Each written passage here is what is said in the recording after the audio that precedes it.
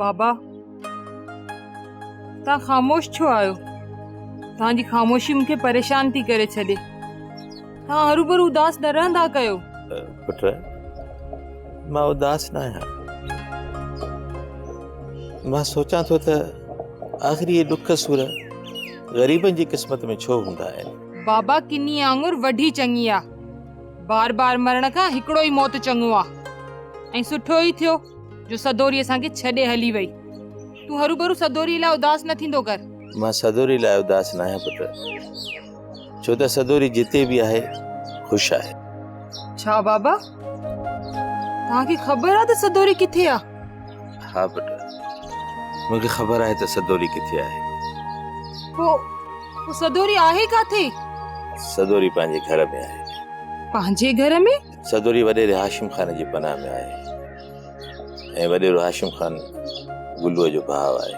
अच्छा, माना त इहा ॻाल्हि सच हुई त सदोरीअ भॼी करे गुल्लूअ सां शादी कई आ ऐं उन सां गॾु काथे वञी वेही रही आ।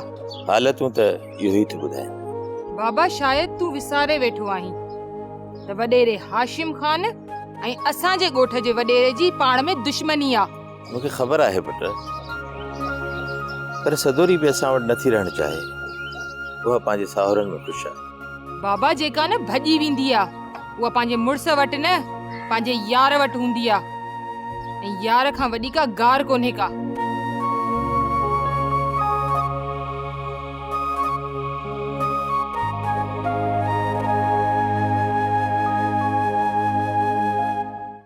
खुदा जी कुदरत आ साईं, छा बिली छा जुलाब। हर परू खान रत जा दरिया थो आहे। अड़ेबड़ा से साले में दम ही कोने जो तजे जे रत जो फुड़ो आहे।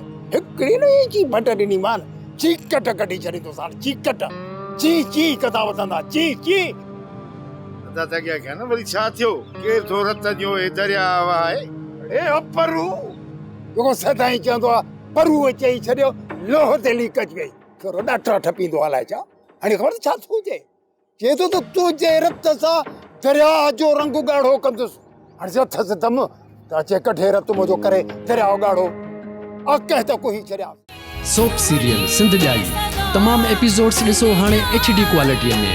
विजिट करियो असांजो YouTube channel Sindh TV HD drama. Subscribe कयो असांजो official YouTube channel Sindh TV HD drama ऐं वधीक अपडेट लाइ बेल आइकन खे क्लिक करियो।